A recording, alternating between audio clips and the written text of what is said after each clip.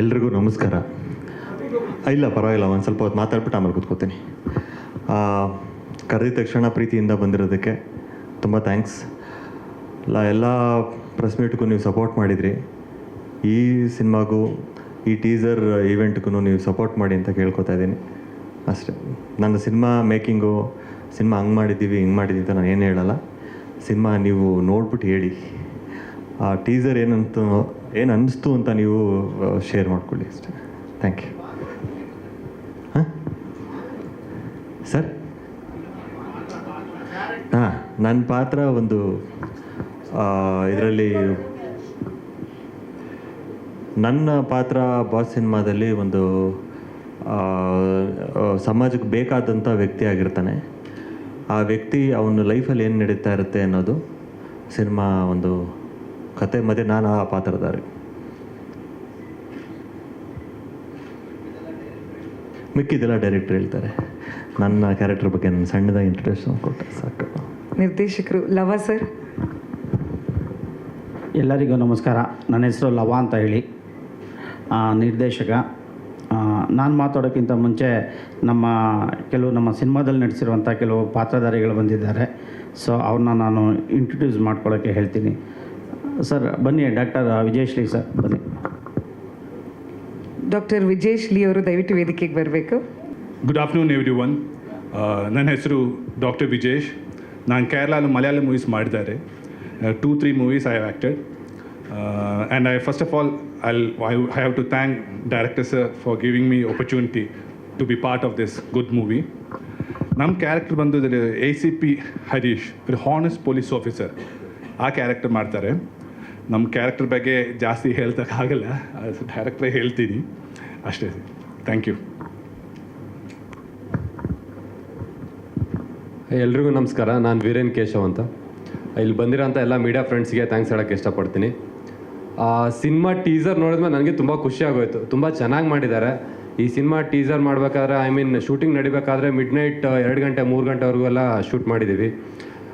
ಈ ಪಾತ್ರಕ್ಕೆ ಜೀವ ತುಂಬಕ್ಕೆ ನಾನು ಎಷ್ಟಾಗುತ್ತೆ ಅಷ್ಟು ಮಾಡಿದ್ದೀನಿ. ಇದರಲ್ಲಿ ನನ್ನ ಪಾತ್ರ ಒಂದು ಬಿಸ್ನೆಸ್ ಮ್ಯಾನು. ಅದರಲ್ಲಿ ಏನೋ ಸುತ್ತ ಒಂದು ಘಟನೆಗಳು ನಡೀತೆ, ಅದಕ್ಕೆಲ್ಲ ಕನೆಕ್ಟೆಡ್ ಇರುತ್ತೆ. ಈ ಪಾತ್ರ ಕೊಟ್ಟಿದ್ದಕ್ಕೆ ಡೈರೆಕ್ಟರ್ ಸರ್ ಲವ ಸರ್ಗೆ ಹಾಗೂ ತನುಷ್ ಅವ್ರಿಗೆ ಥ್ಯಾಂಕ್ಸ್ ಹೇಳೋಕ್ಕೆ ಇಷ್ಟಪಡ್ತೀನಿ.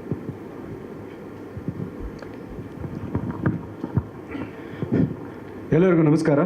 ನಾನು ಭೀಷ್ಮರಾಮಯ್ಯ ಅಂತ ಹೇಳಿ, ರಂಗಭೂಮಿ ಹಾಗೂ ಸಿನಿಮಾ ಕಲಾವಿದ. ಇದುವರೆಗೂ ಒಂದು 40 ಸಿನಿಮಾಗಳು ಮಾಡಿದ್ದೀನಿ. ಇದರಲ್ಲಿ ನಮ್ಮದು ಮತ್ತು ನಿರ್ದೇಶಕರ ಜೊತೆಯಲ್ಲಿ ಇದು 3ನೇ ಸಿನಿಮಾ. ಹಾಗೆ ನಾಯಕ ನಟರಾದಂಥ ತನುಷ್ ಅವ್ರ ಜೊತೆಯಲ್ಲೂ 3ನೇ ಸಿನಿಮಾ ಇದು. ಒಂಥರ ಖುಷಿ ಆಗುತ್ತೆ ಅವ್ರ ಜೊತೆಯಲ್ಲಿ ಕೆಲಸ ಮಾಡ್ತಾ ಒಂದು ಕುಟುಂಬದವರೇ ಆಗಿದ್ದೀವಿ. ಈ ಒಂದು ಟೀಸರ್ ನೋಡಿದ್ಮೇಲೆ ಭಾಳ ಖುಷಿ ಆಯಿತು. ಹಾಗೆ ಡಬ್ಬಿಂಗ್ ಟೈಮಲ್ಲಿ ಕೆಲವೊಂದು ಸೀನ್ಸ್ಗಳನ್ನ ನೋಡಿದಾಗ ತುಂಬ ಖುಷಿ ಆಯಿತು. ತುಂಬ ಚೆನ್ನಾಗಿ ಮೇಕಿಂಗ್ ಬಂದಿದೆ ಅಂತ ಅನಿಸ್ತಾ ಇತ್ತು. ಒಟ್ಟಾರೆಯಾಗಿ ಒಂದು ಒಳ್ಳೆಯ ಪ್ರಯತ್ನ ಮಾಡಿದ್ದೀವಿ. ನನ್ನ ಕ್ಯಾರೆಕ್ಟರ್ ಬಗ್ಗೆ ಹೇಳಬೇಕಂದ್ರೆ, ಒಂದು ಗೋಡನಲ್ಲಿ ಒಂದು ಇನ್ಚಾರ್ಜ್ ಆಗಿರ್ತೀನಿ. ಆಕಸ್ಮಿಕವಾಗಿ ಒಂದು ಕ್ರೈಮಲ್ಲಿ ಇನ್ವಾಲ್ವ್ ಆಗಬೇಕಾಗತ್ತೆ. ಅದು ಯಾವ ರೀತಿ ತಿರುವುಗಳನ್ನು ಪಡ್ಕೊಳ್ಳುತ್ತೆ ಅನ್ನೋದು ಓವರಾಲ್ ನನ್ನ ಒಂದು ಪಾತ್ರದ ಬಗ್ಗೆ ಹೇಳಬೇಕಂದ್ರೆ.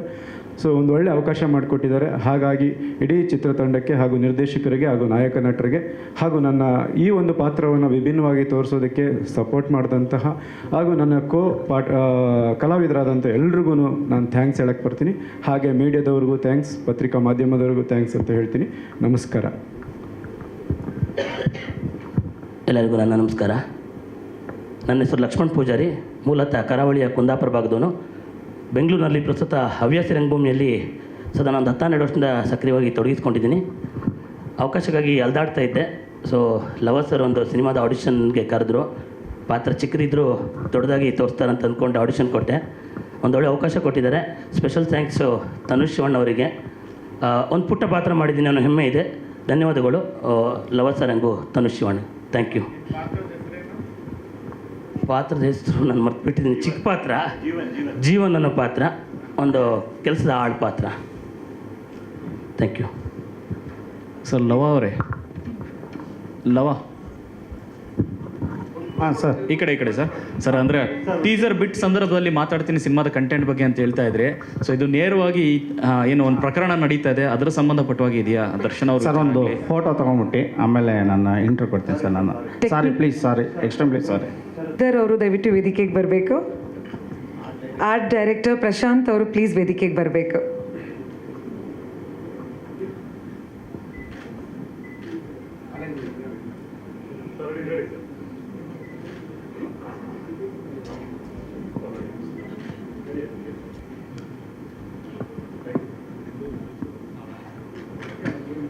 ಸರ್ ಪ್ರಶ್ನೆ ಕೇಳಿ ಪ್ಲೀಸ್. ಎಸ್. ನನ್ನ ಹೆಸರು ಶರತ್ ಅಂತ, ನಮ್ಮೂರು ಎನ್ನಾರ್ಪುರ. ನಾನು ಈ ಸಿನಿಮಾದಲ್ಲಿ ಡಿ ಒ ಪಿ ಆಗಿ ಕೆಲಸ ಮಾಡಿದ್ದೀನಿ. ಫಸ್ಟ್ ಆಫ್ ಆಲು ಲವ ಸರ್ಗೆ ಮತ್ತು ತನುಷ್ ಸರ್ಗೆ ಥ್ಯಾಂಕ್ಸ್ ಹೇಳೋಕ್ಕೆ ಇಷ್ಟಪಡ್ತೀನಿ, ಇದರಲ್ಲೊಂದು ಒಳ್ಳೆಯ ಅವಕಾಶ ಕೊಟ್ಟಿದ್ದಕ್ಕೆ. ಸಿನಿಮಾ ಚೆನ್ನಾಗಿ ಮೂಡಿ ಬಂದಿದೆ, ನೀವೆಲ್ಲ ನೋಡ್ಬಿಟ್ಟು ಹೇಳಬೇಕು. ಈಗ ಟೀಸರ್ ನೋಡಿದ್ರಿ ಏನು ಅನ್ನಿಸ್ತು ಅಂತ ಎಲ್ಲ ಹೇಳಬೇಕು ಅಷ್ಟೇ. Thank you. Thank you sir, thank you. Manjunath sir. Manjunath, ಸಹ ನಿರ್ದೇಶಕ ಆಗಿ ಈ ಚಿತ್ರದಲ್ಲಿ ಕೆಲಸ ಮಾಡಿದ್ದೀನಿ. ಈ ಕೆಲಸ ಮಾಡಿ ತುಂಬ ಒಳ್ಳೆಯ ಅನುಭವ ಕೊಟ್ಟಿದೆ. ಲವ ಸರ್ಗೆ ಮತ್ತು ನಿರ್ಮಾಪಕರಿಗೆ ಧನ್ಯವಾದಗಳನ್ನ ಅರ್ಪಿಸ್ತಾ ಇದ್ದೀನಿ. Thank you. ಓಕೆ, ಅನಿಲ್ ಅಂತ. Thank you very much. Okay. Lava sir ಮಾತಾಡಿ ಸರ್. ಅದೇ ಟೀಸರ್ ಬಿಟ್ಟಾಗ ಹೇಳ್ತೀನಿ ಅಂತ ಹೇಳಿದರೆ, ನೇರವಾಗಿ ಇದು ದರ್ಶನ್ ಅವ್ರ ಪ್ರಕರಣದ ಕುರಿತಾದಂಥ ಸಿನಿಮಾನ ಹೀಗೆ ಅಂತ ಈ ಪ್ರಕರಣದ ಬಗ್ಗೆ ಹೇಳಿದ್ರೆ ಸರ್, ದರ್ಶನ್ ಅವರ ಏನು ಇದು ನಡೀತಾ ಇದೆ ಅದರ ಸಂಬಂಧಪಟ್ಟಂಥ ಸಿನಿಮಾನ. ಸರ್, ನಾನು ಇವತ್ತು ಫಸ್ಟ್ ಲುಕ್ ಟೀಸರ್ ಲಾಂಚ್ ಮಾಡಿದ್ದೇವೆ. ಸೊ ಇದರಲ್ಲಿ ಹೇಳ್ದಂಗೆ ನಾವು ಬೇಸ್ಡ್ ಆನ್ ಟ್ರೂ ಇವೆಂಟ್ಸ್, ಅಂದರೆ ಸಮಾಜದಲ್ಲಿ ನಡೆಯುತ್ತಿರುವಂತಹ ಅನೇಕ ಘಟನೆಗಳನ್ನ ತಗೊಂಡು ಈ ಒಂದು ಸಿನಿಮಾನ ಮಾಡಿದ್ದೀವಿ ಸರ್.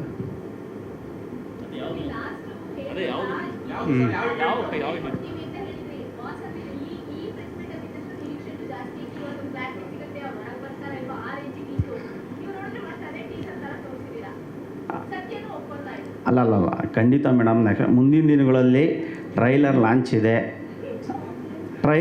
ಇದೆ. ಅವತ್ತು ಖಂಡಿತವಾಗ್ಲೂ ಸಂಕ್ಷಿಪ್ತವಾಗಿ ನಾವು ತಮಗೆ ಎಲ್ಲ ಮಾಹಿತಿಗಳನ್ನು ಕೊಡ್ತೀವಿ ಸರ್.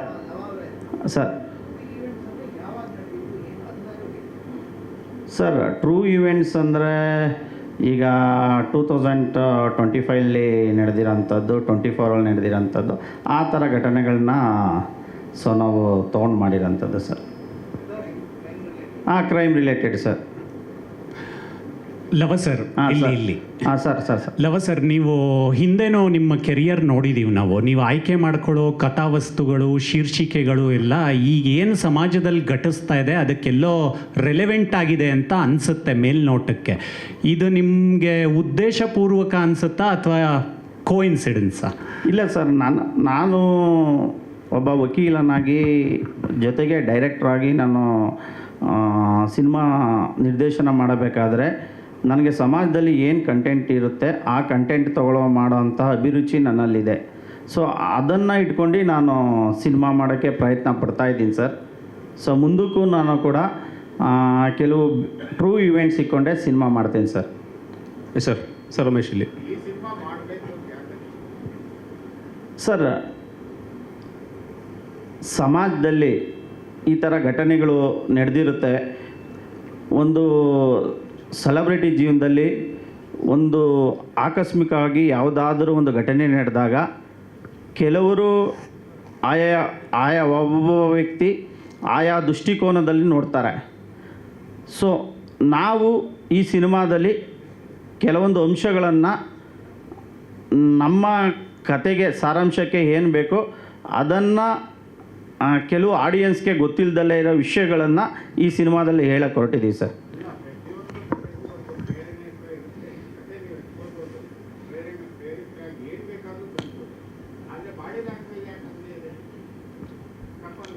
ಯಾರ್ದು ಸರ್? ಕೋಇನ್ಸಿಡೆಂಟ್ ಇರ್ಬೇಕು ಸರ್, ಅಷ್ಟೇ. ನನ್ನ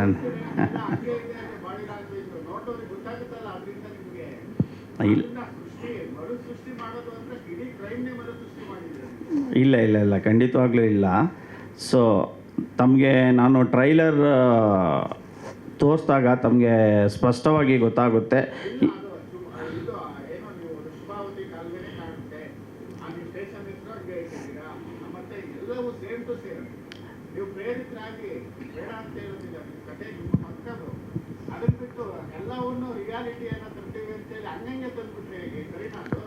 ಸರ್, ರಿಯಾಲಿಟಿ ಇಲ್ಲಿ ಒಬ್ಬೊಬ್ಬ ವ್ಯಕ್ತಿಯ ಅಭಿರುಚಿ ಮತ್ತು ಒಬ್ಬೊಬ್ಬ ವ್ಯಕ್ತಿಯ ಕಾಲ್ಪನಿಕ ಬೇರೆ ಬೇರೆ ರೀತಿ ಇರುತ್ತೆ. ನಾನು ಮಾಡಿರೋದು ಒಂದು ಬೇಸ್ಡ್ ಆನ್ ಟ್ರೂ ಇವೆಂಟ್ಸ್ ಮೇಲೆ ಮಾಡಿದ್ದೇನೆ. ಇಲ್ಲಿ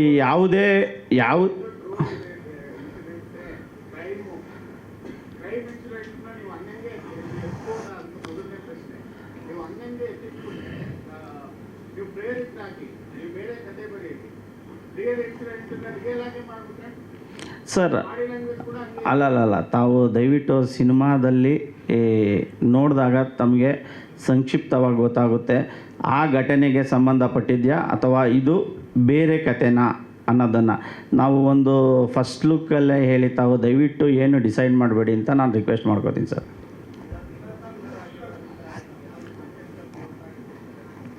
ಖಂಡಿತ ಗೊತ್ತಿದೆ ಸರ್. ಸರ್ ನಾನು ಈ ಸಿನಿಮಾ ಮಾಡಬೇಕಾದರೆ ಸೊ ಯಾವುದೇ ಒಂದು ಟ್ರಯಲ್ ನಡಿಬೇಕಾದ್ರೆ ಮಾಡಿದ್ರೆ ಅದು ಅಫೆನ್ಸ್ ಇದೆ. ಸೊ ಜೊತೆಗೆ ಯಾವ ಒಬ್ಬ ವ್ಯಕ್ತಿಯ ಫೇವರ್ ಆಗಿ ಒಂದು ಏನು ಜಡ್ಜ್ಮೆಂಟು ಕೊಡ್ತಾ ಇಲ್ಲ, ಏನೂ ಕೊಡ್ತಾ ಇಲ್ಲ. ನಾವು based on only true events ಇಟ್ಕೊಂಡು ಸಿನಿಮಾ ಮಾಡಿದ್ದೇವೆ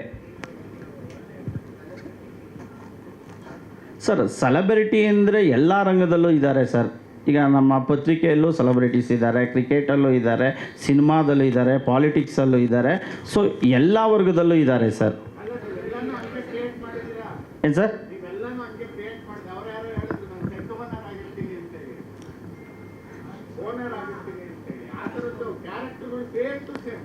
ಸರ್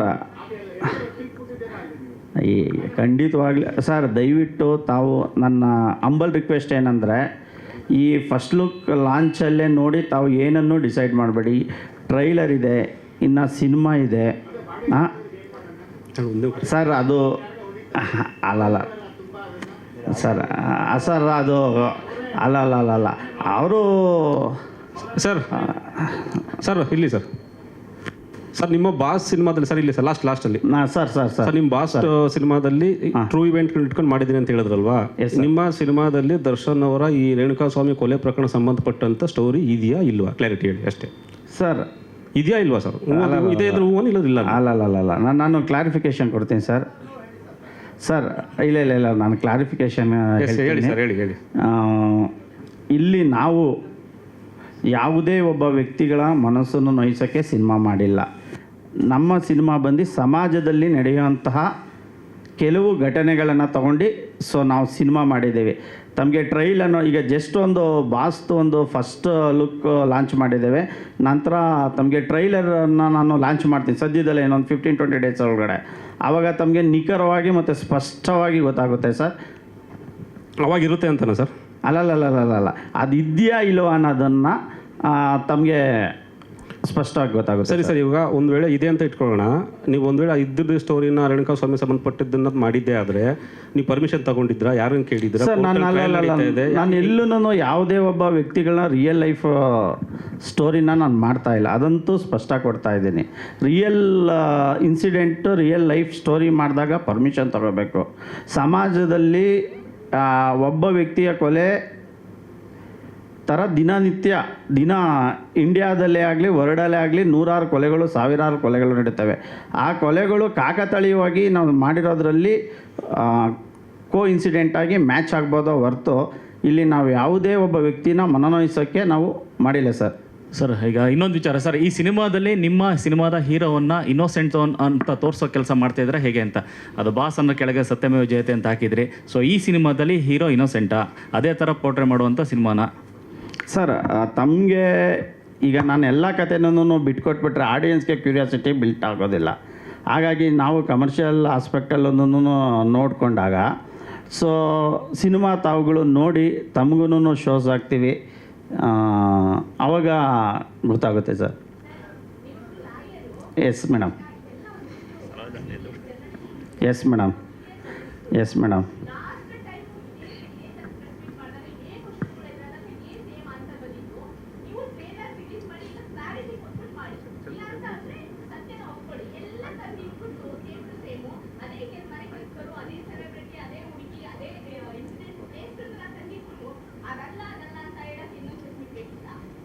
ಇಲ್ಲ ಮೇಡಮ್, ನನ್ನ ಕ್ಲಾರಿಫಿಕೇಷನ್ ಕೊಡ್ತೀನಿ.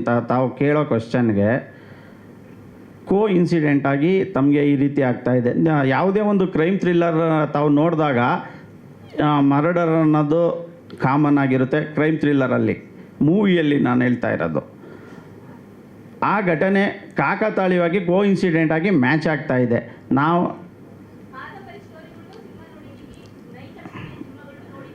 Yes madam.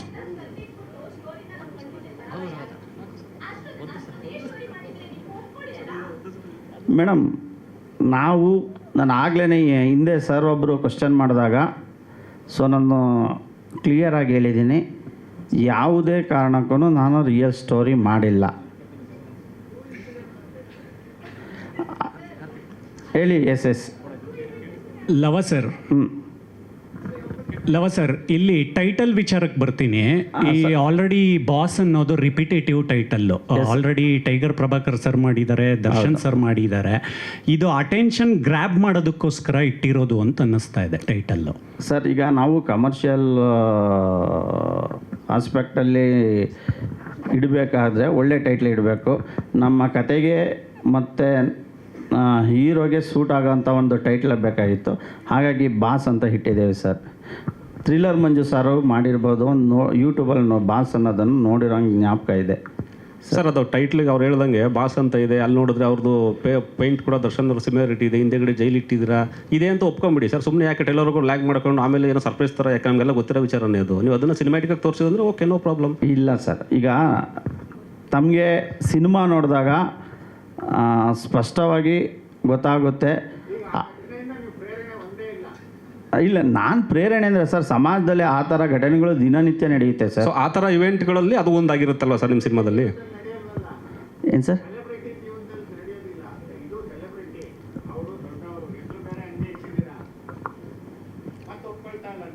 ಸರ್, ಅಲ್ಲಿ ತಮಗೆ ಸಿನಿಮಾ ನೋಡಿದಾಗ ಸರ್ ಸ್ಪಷ್ಟವಾಗಿ ಎಲ್ಲ ಗೊತ್ತಾಗುತ್ತೆ ಸರ್. ಆ ಘಟನೆಗೆ ಈ ಸಿನಿಮಾ ಸಂಬಂಧಪಟ್ಟಿದೆಯಾ ಇಲ್ವಾ ಅನ್ನೋದನ್ನು ಸರ್. Tanish sir please. ಹಾಂ, ಹೌದು ಸರ್.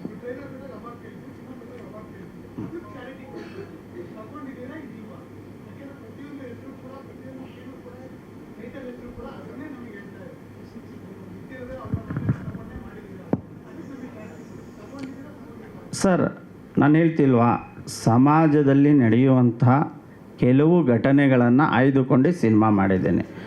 ಆದರೆ ಯಾವುದೇ ರಿಯಲ್ ಇನ್ಸಿಡೆಂಟ್ ನಾನು ಈ ಸಿನಿಮಾದಲ್ಲಿ ತೊಗೊಂಡಿಲ್ಲ ಸರ್.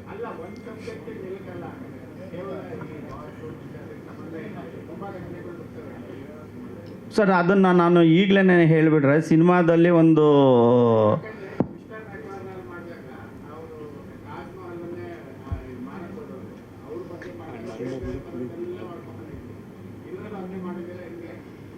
ಸರ್, ಸಿನಿಮಾ ನೋಡಿ, ಈಗ ನಾನು ಸಿನಿಮಾ ಫುಲ್ಲು ಸ್ಕ್ರೀನ್ ಪ್ಲೇ ಕತೆ ಹೇಳಿಬಿಟ್ರೆ ಆಡಿಯನ್ಸ್ಗೆ ಒಂದು ಕ್ಯೂರಿಯಾಸಿಟಿ ಬಿಲ್ಡ್ ಆಗೋದಿಲ್ಲ. ದಯವಿಟ್ಟು ನಾನು ಮುಂದಿನ ದಿನಗಳಲ್ಲಿ ಸ್ಪಷ್ಟವಾಗಿ ಖಂಡಿತವಾಗ್ಲೂ ತಮ್ಮ ಮುಂದೆ ನಾನು ಹೇಳ್ತೀನಿ ಸರ್.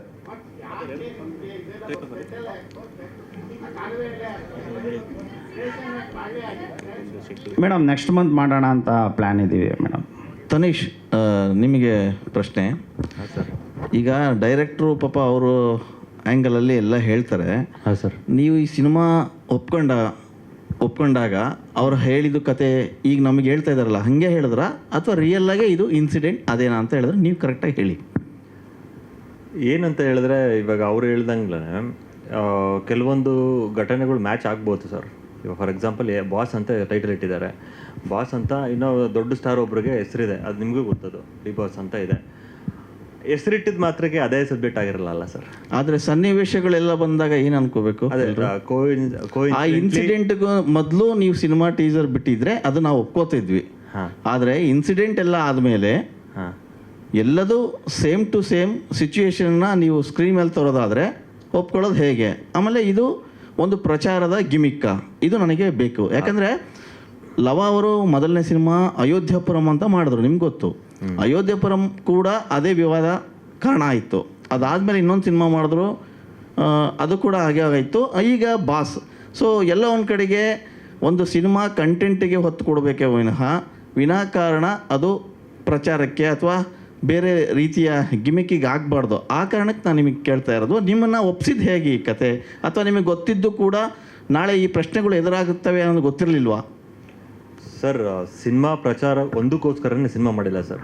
ನೀವು ಹೇಳಿದ್ರಿ ಇವಾಗ ಸಿನಿಮಾ ಕತೆ ಮಾತಾಡಬೇಕು, ಕಂಟೆಂಟ್ ಮಾತಾಡಬೇಕು, ಬರೀ ಪ್ರಚಾರದ ಗಿಮಿಕ್ ಮಾಡಬಾರ್ದು ಅಂತ ಹೇಳಿದ್ರಿ.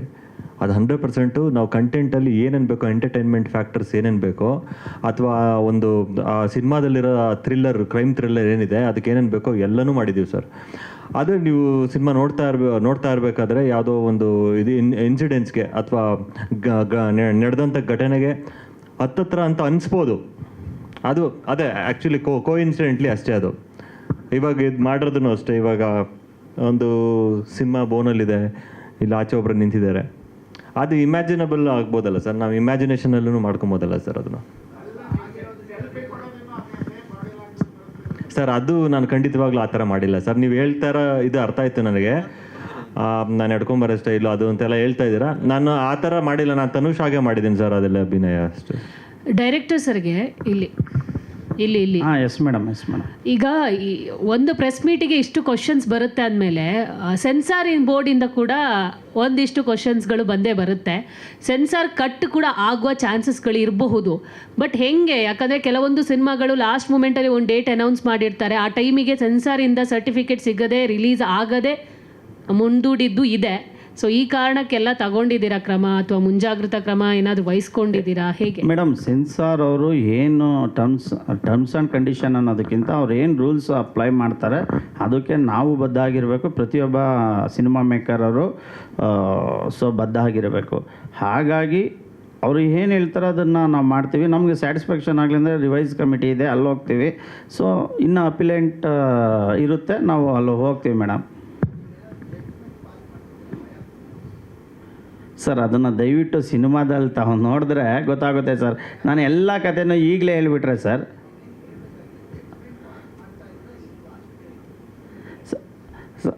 ಖಂಡಿತವಾಗ್ಲೂ ನಾವೊಂದು ಘಟನೆಯನ್ನು ನನ್ನ ದೃಷ್ಟಿಕೋನದಲ್ಲಿ ಹೀಗಾಗಿತ್ತು ಅನ್ನೋದನ್ನು ನಾನು ಹೇಳ್ತಾ ಇದ್ದೇನೆ. ಇಲ್ಲಿ ಯಾವುದೇ ನಿರ್ಣಯ, ಯಾವುದೇ ಒಬ್ಬ ವ್ಯಕ್ತಿಗಳ ಪರವಾಗಿ ಪರ ವಿರೋಧ ನಿರ್ಣಯಗಳನ್ನ ನಾವು ಈ ಸಿನಿಮಾದಲ್ಲಿ ಕೊಡ್ತಾ ಇಲ್ಲ ಸರ್.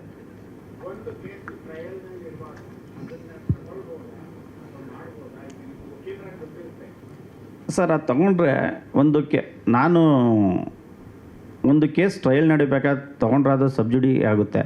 ಬಟ್ ನಾನಿಲ್ಲಿ ಯಾವುದೇ ರಿಯಲ್ ಇನ್ಸಿಡೆಂಟ್ ಸ್ಟೋರಿ ಮಾಡಿಲ್ಲ, ಹಾಗಾಗಿ ಆ ಪ್ರಮೇಯ ಬರೋದೇ ಇಲ್ಲ ಸರ್. ಅದು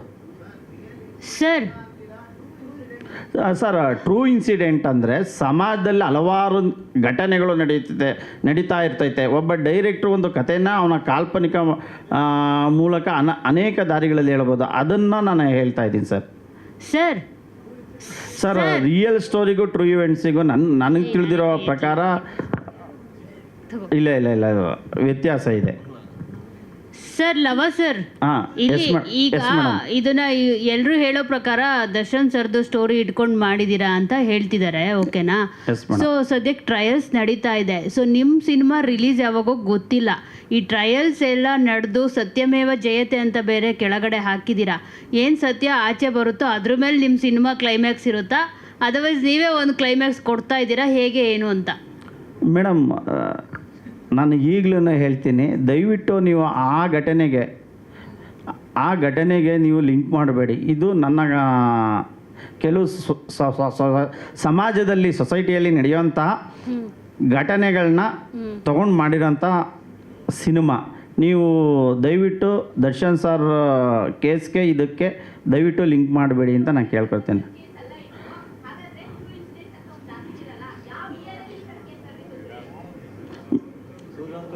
24-25 ಮೇಡಮ್, ದಿನನಿತ್ಯ ನಡೆಯುತ್ತಿರುತ್ತೆ. ನಾವು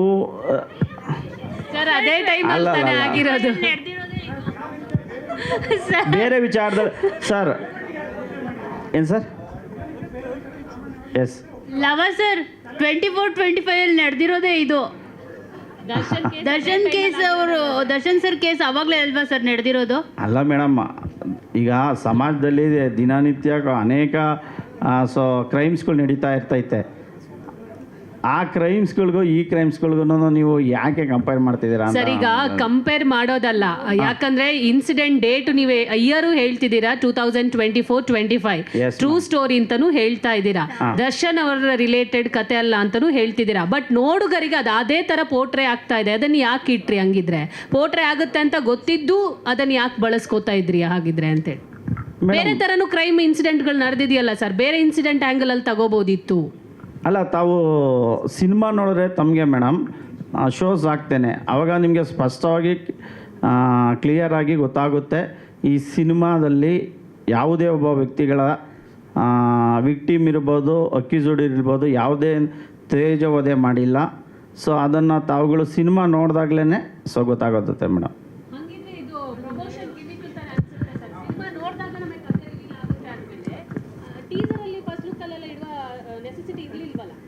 ಮೇಡಮ್ ಪ್ರಮೋಷನ್ನು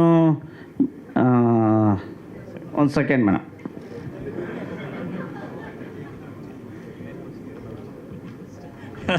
ಸರ್ ಇಲ್ಲಿ ಮೇಡಮ್ ಇಲ್ಲಿ ಈಗ ನಾವು ಮಾಡಿದ್ರೆ ಗಿಮಿಕ್ ಅಂತಾರೆ, ಕೆಲವರು ಮಾಡಿದ್ರೆ ಪಬ್ಲಿಸಿಟಿ ಅಂತಾರೆ, ಏನು ಮಾಡೋಕ್ಕಾಗೋದಿಲ್ಲ ಸರ್. ಏನು ಸರ್?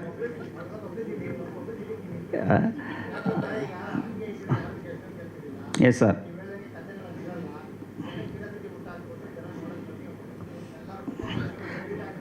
ಅಲ್ಲ, ಕೆಲವು ಸಲ ಸರ್ ಅದು ನಿಜ ಇರ್ಬೋದು ಸರ್, ಒಬ್ಬ ಮೇಕರಾಗಿ ಅದನ್ನು ಒಪ್ಕೊತೀವಿ, ಖಂಡಿತವಾಗ್ಲೂ ಒಪ್ಕೊತೀನಿ ಸರ್, ಅದನ್ನು ನಾನು ಇಲ್ಲ ಅಂತ ಹೇಳಲ್ಲ. ಒಂದು ಸಿನಿಮಾನ ಆಡಿಯನ್ಸು ಥಿಯೇಟ್ರಿಗೆ ಬರಬೇಕು ಅಂದರೆ ಸೊ ನಾವು ಕ್ಯೂರಿಯಾಸಿಟಿ ಬಿಲ್ಡ್ ಮಾಡಲೇಬೇಕು, ಅವ್ರನ್ನ ಕರ್ಕೊಳ್ಳೇ ಬರಬೇಕು. ಅದರಲ್ಲೂ ಒಬ್ಬ ಮೇಕರ್ಗೂ ಅದು ಚಾಲೆಂಜ್ ಆಗಿರುತ್ತೆ. ಈ ಸಿನಿಮಾದಲ್ಲಿ ಯಾವುದೇ ಗಿಮಿಕ್ ಇಲ್ಲ ಸರ್. ಸರ್ ಈ ಸಿನಿಮಾದಲ್ಲಿ ಕೊಲೆ ಆಗಿರೋ ವ್ಯಕ್ತಿ ಯಾರು ಸರ್? ಅಂದರೆ ಆರಂಭದಲ್ಲಿ ಹೇಳ್ತಾರೆ ವಯಸ್ಸಾದ ಅಪ್ಪ ಅಮ್ಮ ಇದ್ದಾರೆ, ಹೆಂಡತಿ ಬಂದು ಗರ್ಭಿಣಿ, ಸೊ ಅವ್ರಿಗೆ ಜಯ ಸಿಗಬೇಕು ಅಂತೆಲ್ಲ ಹೇಳ್ತೀರಿ. ಯಾರು ಸರ್ ವ್ಯಕ್ತಿ, ಸತ್ತಿರೋ ವ್ಯಕ್ತಿ ಯಾರು ಅಂತ? ಶಿವಸ್ವಾಮಿ ಅಂತ ಒಬ್ಬ ವ್ಯಕ್ತಿ ಸತ್ತಿರ್ತಾರೆ ಸರ್.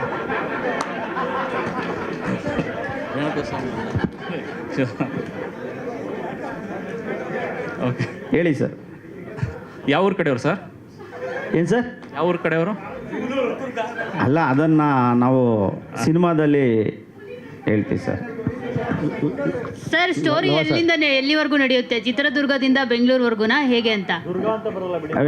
ನೀವು ಸರ್ ನೀವು ತಿಳ್ಕೊಂಡಿರಂಗೆ ನಿನ್ನ ಸಿನಿಮಾದಲ್ಲಿ ಈಗ ನೀವು ಸಿನಿಮಾ ನೋಡಿದಾಗ ಕೆಲವು ಘಟನೆಗಳು ತಾವು ಎಲ್ಲೋ ನೋಡಿದ್ದೀನಿ ಅನ್ಬಹುದು, ಆದರೆ ತಮಗೆ ಕೆಲವು ಘಟನೆಗಳು ಗೊತ್ತಿಲ್ಲದೆಲ್ಲವನ್ನೂ ಕೂಡ ಈ ಸಿನಿಮಾದಲ್ಲಿ ನಾವು ಹೇಳಿದ್ದೀವಿ. ಆದರೆ ತಮ್ಗೆ ಕೆಲವ್ರಿಗೆ ಗೊತ್ತಿರಬಹುದು. Sir S sir. ನೀವು ಒಬ್ಬ ನಾರ್ಮಲ್ ರೈಟರ್ ಆಗಿ ಡೈರೆಕ್ಟರ್ ಆಗಿ ಸಿನಿಮಾ ಮಾಡಿದ್ರೆ ಬಹುಶಃ ಇಷ್ಟು ಪ್ರಶ್ನೆಗಳು ಬರ್ತಿರ್ಲಿಲ್ಲ. Yes sir. ಒಬ್ಬ ಲಾಯರ್ ಆಗಿ ಸಿನಿಮಾ ಮಾಡಿದಿರಲ್ಲ. Yes sir. ಈ ಲಾಯರ್ ಅಂತಂದ್ರೆ ಅದೇ ಸಮಸ್ಯೆ ಇರೋದು. ತುಂಬ ದಿವಸದಿಂದ ಆ ಘಟನೆ ನಡೆದಾಗಿಂದನೂ ಪ್ರತಿದಿನಾನು ಅಥವಾ ವಾರಕ್ಕೊಂದು ವಿಡಿಯೋ ಬರ್ತಾನೆ ಇರುತ್ತೆ regarding this particular case. Yes sir. ಇಲ್ಲಿ ಡೈರೆಕ್ಟ್ರು ಕಮ್ ಲಾಯರ್ ಆಗಿರೋದ್ರಿಂದ you have to answer very clearly, ಅಂದರೆ ಇದು ಅದೇನಾ ಅಲ್ವಾ ಅಂತ. ಸರ್ ತಮಗೆ ಟ್ರೈಲರ್ ಲಾಂಚ್ ಮಾಡ್ತೀವಿ, ಆ ಸಂದರ್ಭದಲ್ಲಿ ನಾನು ಏನನ್ನು ಮುಚ್ಚಿಡೋಕ್ಕಾಗೋದಿಲ್ಲ, ಎಲ್ಲವನ್ನೂ ನಿಮ್ಮ ಮುಂದೆ ತೆರೆದಿಡಲೇಬೇಕು, ಇಲ್ಲ ಅಂದರೆ ಅದು ಆಡಿಯನ್ಸ್ಗಳಿಗೆ ರೀಚ್ ಆಗೋದಿಲ್ಲ. ಖಂಡಿತವಾಗ್ಲೂ ಕೆಲವು ದಿನಗಳಲ್ಲಿ ನಾನು ಸ್ಪಷ್ಟವಾಗಿ ತಮಗೆ ಹೇಳ್ತೀನಿ ಸರ್. ಇಲ್ಲ ಸರ್, ಇಲ್ಲ ಸರ್, ಇಲ್ಲ ಸರ್, ಮುಂದಿನ ತಿಂಗಳಲ್ಲಿ ಮಾಡಬೇಕು ಅಂತ ಪ್ಲ್ಯಾನ್ ಆಗಿದ್ದೀವಿ. ಸೆನ್ಸಾರ್ ಎಲ್ಲ ಫೈನಲ್ ಆದಮೇಲೆ ಸೊ ಅನೌನ್ಸ್ ಮಾಡ್ತೀವಿ ಸರ್. ಈಗ ನಾವೇನಂದರೆ ಈಗ ನಮ್ಮ ಯೂಟ್ಯೂಬ್ ಚಾನಲನ್ನೇ ತನುಷ್ ಸ್ಟುಡಿಯೋಸ್ ಅಂತ ಯೂಟ್ಯೂಬ್ ಚಾನಲ್ ಮಾಡಿದ್ದೀವಿ. ನಾವು ಕೆಲವು ಟೀಸರ್ನ ಮತ್ತು ಆಡಿಯೋನ ಎಲ್ಲ ಕೇಳಿಸ್ತಾ ಎಲ್ಲ ಕೆಲವು ಯೂಟ್ಯೂಬ್ ಆಡಿಯೋ ಕಂಪ್ನಿಗಳಿಗೆ ಅವರೆಲ್ಲ ಓಕೆ ಆಯಿತು, ಎಲ್ಲ ಆಯಿತು. ಕೊನೆಗೆ ಅವರು ಒಂದು 2 days 3 days ಅಂತ ಹೇಳಿ ಈ ಸಿನಿಮಾ ಬೇಡ ಸರ್, ನೆಕ್ಸ್ಟ್ ಸಿನಿಮಾ ಆದರೆ ನಾನು ಮಾಡ್ತೀನಿ, ದಯವಿಟ್ಟು ಬೇಡ ಅಂತ ದೊಡ್ಡ ಕಂಪ್ನಿಗಳೇ ಹೇಳಿದರು. ಅದಕ್ಕೋಸ್ಕರ ನಾವೇ ತನುಷ್ ಸ್ಟುಡಿಯೋಸ್ ಅಂತ ಒಂದು ಯೂಟ್ಯೂಬ್ ಚಾನಲ್ ಓಪನ್ ಮಾಡಿ ಆಡಿಯೋನು ಕೂಡ ನಮ್ಮ ತನುಷ್ ಸ್ಟುಡಿಯೋಸಿಂದನೇ ನಾವು ಲಾಂಚ್ ಮಾಡ್ತಾ ಇದ್ದೇವೆ. ಸೆನ್ಸಾರ್ ಆದಾದಮೇಲೆ ಸೊ ನಾವು ಡೇಟು ಅನೌನ್ಸ್ ಮಾಡ್ತೀವಿ ಸರ್. ಲವ ಸರ್, ಅದನ್ನು ಭವಿಷ್ಯ ನಾವೇ ಮಾಡಬಹುದು. ಲವ ಸರ್ ಈ ಸಿನಿಮಾದಲ್ಲಿ ಏನಾದರೂ ಪೊಲಿಟಿಕಲ್ ಬ್ಯಾಕ್ ಡ್ರಾಪ್ ಇದೆಯಾ? ಯಾಕಂದರೆ 2004-2005 ನಡೆದಂಥ ಒಂದು ಇನ್ಸಿಡೆಂಟಲ್ಲಿ ಒಂದಷ್ಟು ರಾಜಕಾರಣಿಗಳು ಮತ್ತು ಈ ಚಿತ್ರರಂಗದವರು ಕೂಡ ಇನ್ವಾಲ್ವ್ ಆಗಿದ್ದಾರೆ ಒಬ್ಬರನ್ನ ಒಳಗಡೆ ಹಾಕೋಕ್ಕೆ ಅಂತ ಹೇಳ್ಬಿಟ್ಟು ಒಂದಷ್ಟು ಸುದ್ದಿಗಳು ಹರಿದಾಡ್ತಾ ಇದೆ. ಸೊ ಆ ಥರದ್ದೇನಾದರೂ ನಿಮ್ಮ ಸಿನಿಮಾದಲ್ಲೂ ಇದೆಯಾ ಅಂತ.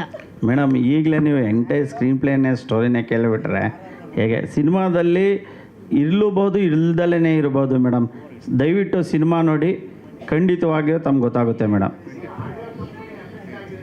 ಹಾಂ ಸರ್, ಅದು ಒಂದು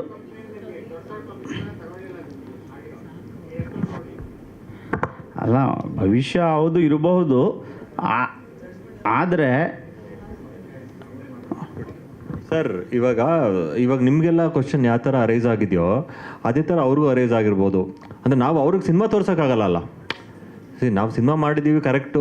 ಆಡಿಯೋ ಕಂಪ್ನಿ ತೊಗೊಂಡೇ ಇರೋದು ರೀಸನ್ನು ಏನಂತ ಹೇಳಿದ್ರೆ ಬಾಸ್ ಅಂತ ಟೈಟಲ್ ಇರ್ಬೋದು, ಅಥವಾ ಈ ಟೀಸರ್ ನೋಡಿ ಅವರು ಇದಿರ್ಬೋದು, ಅವರು ಮುಂದೆ ಏನಿರುತ್ತೋ ಸಿನಿಮಾದಲ್ಲಿ ಅಂತ ಗೊತ್ತಿಲ್ಲದಿರೋ ಪ್ರಶ್ನೆಗೋಸ್ಕರ ಬೇಡ ಅಂತ ಹೇಳಿರ್ಬೋದು. ನಾನು ರೆಗ್ಯುಲರಾಗಿ ಮಾಡೋಂಥ ಆಡಿಯೋ ಕಂಪ್ನಿಗಳೇ ಬೇಡ, ಮುಂದಿನ ಸಿನಿಮಾ ಮಾಡೋಣ ಜೊತೆಯಲ್ಲಿ ಅಂತ ಹೇಳಿದ್ರು. ಸೊ ಇಲ್ಲ ಸರ್, ಹಿಂಗೆ 2-3 ಡೇಸ್ ನಾನು ವೆಯ್ಟ್ ಮಾಡಿದೆ ಸರ್. ಹಿಂಗೆ ಕನ್ವಿನ್ಸ್ ಮಾಡೋಕ್ಕಾಗತ್ತೆ? ಸಿನಿಮಾ ತೋರ್ಸೋಕ್ಕಾಗತ್ತೆ ಸರ್ ಬಿಫೋರ್ ರಿಲೀಸ್? ಹಾಂ ಸರ್, ನಾವೆಲ್ಲ ಎಕ್ಸ್ಪ್ಲೈನ್ ಮಾಡಿದ್ವಿ, ಸಿನಿಮಾ ಚೆನ್ನಾಗಾಗುತ್ತೆ ತೊಗೊಳ್ಳಿ, 100% ಸಿನಿಮಾ ತುಂಬ ಚೆನ್ನಾಗಿ ಬಂದಿದೆ. ಯಾಕೆ ಅಂತ ಹೇಳಿದ್ರೆ ನಾವು ಸಿನಿಮಾನ ಒಂದು ವರ್ಷ ನಾವು ನೋಡಿದಾಗ ಅಲ್ಲಿ ನಾವು ಒಂದು ಸರ್ಟೈನ್ ಆಡಿಯನ್ಸ್ನ ನಾವು ಇಟ್ಕೊಂಡು ನೋಡಿದಾಗ ಒಂದು 2-3 ಜನ ಲೇಡೀಸು ಇದ್ದರು, ಮುಂದೆ ಸೀಟಲ್ಲಿ ಕೂತ್ಕೊಂಡು ಅಳ್ತಾ ಇದ್ರು ಲಾಸ್ಟಲ್ಲಿ ಕ್ಲೈಮ್ಯಾಕ್ಸಲ್ಲೆಲ್ಲ. ಅದು ಅವರ ರಿಯಾಕ್ಷನ್ ಆಗಿತ್ತು. ಆ ಥರ 2 ಸಾಂಗ್ ಇದೆ ಸರ್, 2 ಸಾಂಗ್ ಇದೆ.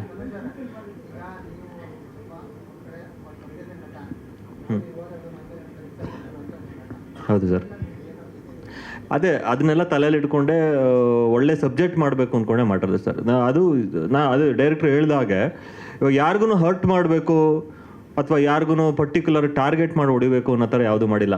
ಅವರ ತಲೆಯಲ್ಲಿ ಏನಿದೆಯೋ, ನನಗೆ ಕತೆ ಹೇಳ್ಬೇಕಾದ್ರೂ ಅಷ್ಟೇ, ಅವರು ನನ್ನ ತಲೆಯಲ್ಲಿ ಇದಿದೆ ಸರ್, ಈ ಥರ ಇದೆ ನನ್ನ ತಲೆಯಲ್ಲಿ, ಈ ಥರ ಸಬ್ಜೆಕ್ಟನ್ನು ಮಾಡಿದ್ರೆ ನಿಮ್ಗೆ ಒಳ್ಳೆ ಎಂಟರ್ಟೈನ್ಮೆಂಟ್ ಫ್ಯಾಕ್ಟ್ರ್ ಇದೆ.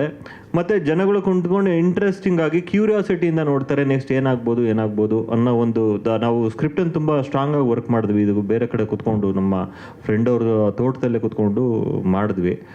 ಸೊ ಆ ಸ್ಕ್ರಿಪ್ಟಿಂಗ್ ಟೈಮಲ್ಲೇ ನಮಗೆ ಗೊತ್ತಾಯ್ತು ಆ್ಯಕ್ಚುಲಿ ಸಿನಿಮಾ ಹೆಂಗೆ ಬರ್ಬೋದು ಅಂತ.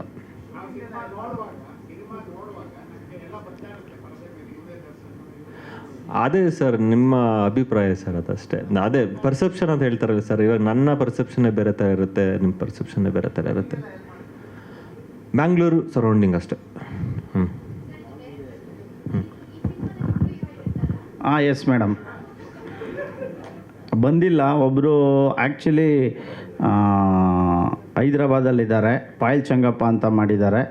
ಸೊ ನಂತರ ಮೋನಿಕಾ ಗೌಡ, ವಂದಿತಾ ಅಂತ ಈಗ ಹೆಸರು ಚೇಂಜ್ ಮಾಡ್ಕೊಂಡಿದ್ದಾರೆ. ಶೀಲಾ ಗೌಡ ಅಂತ ಒಬ್ಬರು, ಲಕ್ಷ್ಮಿ ಅಂತ ಒಬ್ಬರು ಇದ್ದಾರೆ.